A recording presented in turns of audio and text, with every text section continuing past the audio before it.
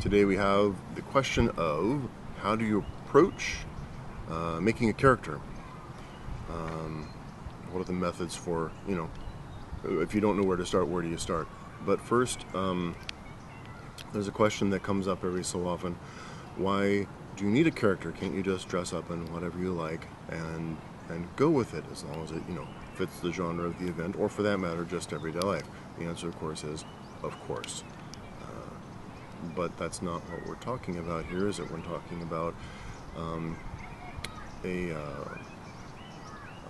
a way to make yourself something to base things on coherent, make the decisions easier, make something that has a story to it. You don't necessarily technically need a character to do dress up, but it helps you be more coherent. It's a lot of fun to do, and considering that we're going to be messing with steampunk in particular, it's worth noting that the steampunk community likes story in characters. They like being able to say, hey, that's really cool, it's interesting what you're doing there, tell me your story, because it's a genre in which there's not much in the way of known characters, like from a comic book or a movie. If you do that, you already have the story, the background, a lot of people know about it, and it's already known. This is a way to simulate that with something that is not only not known, but may not even exist before you come up with it.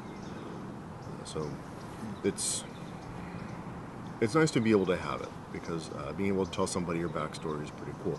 And you don't always need to have a backstory of any depth.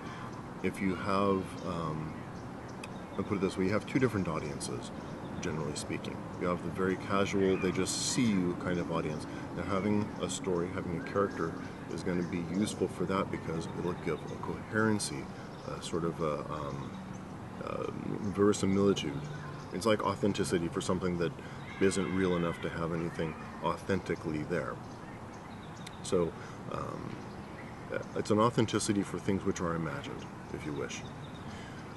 And it allows the observer to see it as a thing which could plausibly exist, and therefore the mind accepts it as such, and that's really cool, and people like that. And it's really nice to be understood to have that sort of thoroughness and richness to the thought process and to the process of making your character. Your other audience is the ones that are going to want more in-depth about the thing. If you are doing an existing character, then it's a really useful thing to have extra little bits and pieces so that people who are really in the know will see it. I had a Hagrid costume, in which I carried a variety of little things having to do with it, including Harry's letter and the Philosopher's Stone, properly wrapped up in brown paper with string, as described in the book. Just a couple of examples. I actually had several things going on, and it was a lot of fun, because people who really knew the character were able to get to that. They're part of that second audience.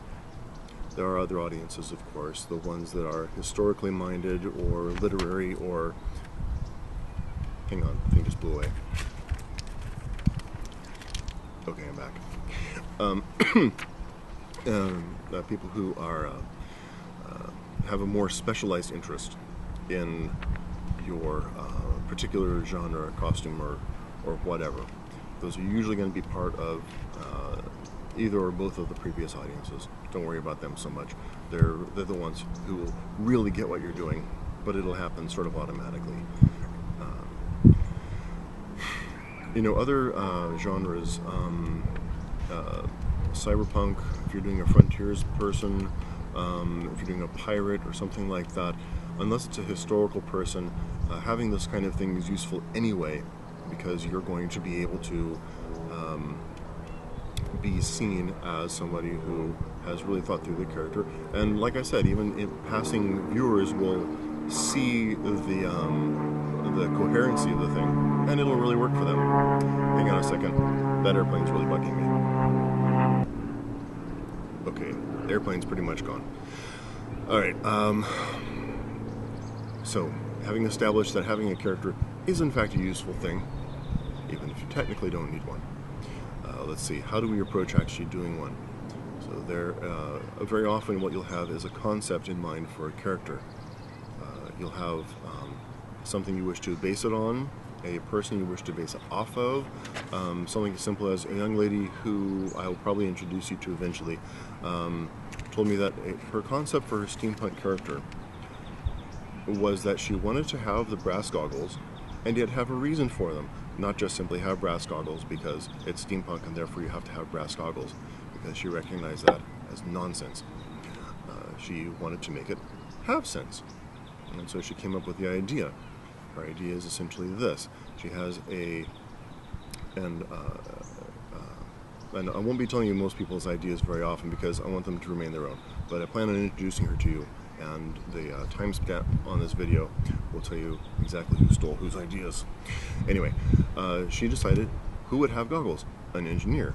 She doesn't know anything about engineering, so she has shifted it to be an apprentice engineer who's kind of clueless and doesn't actually know what's going on with things, and therefore messes stuff up every so often. And that is a really useful little character concept that you can build a whole character out of. In fact, that's pretty good, pretty complete. It doesn't need to be anywhere near that in depth. You may simply say, I want to be a mechanical person. I want to be a librarian. I want to have a person who is kind of flighty minded. You know, it can be any of these things. And that brings me to the other way of actually approaching this. If you don't have a concept in mind yet, you can simply go with, is there something you wish to use? Is there a cool prop that you want to somehow work with? You can use that, mine it for ideas, build your character around it. Or if you wish, you can go with a personality trait, that flighty thing, the clueless apprentice, this person is very bookish, this person is very flamboyant, this person is whatever. Something notable that's sort of the key to that characterization. And of course, the other way you can approach it is from the point of view of what their occupation is. They may have no occupation except for wandering the world in search of adventure, or the best, liquor, or they could be looking for, the ultimate hat. You could, I'm just making these up as I go. You could have somebody who has a very specific job, and that is a really good way to start. If you go, what would be really fun is if I was playing a steam-powered rat catcher, working in the bowels of Paris or whatever. There's all kinds of possibilities there. Come up with something that is their occupation, and in the next video we'll go over some of these things. There's all kinds of possibilities, and it could be a lot of fun. It can be a lot of fun.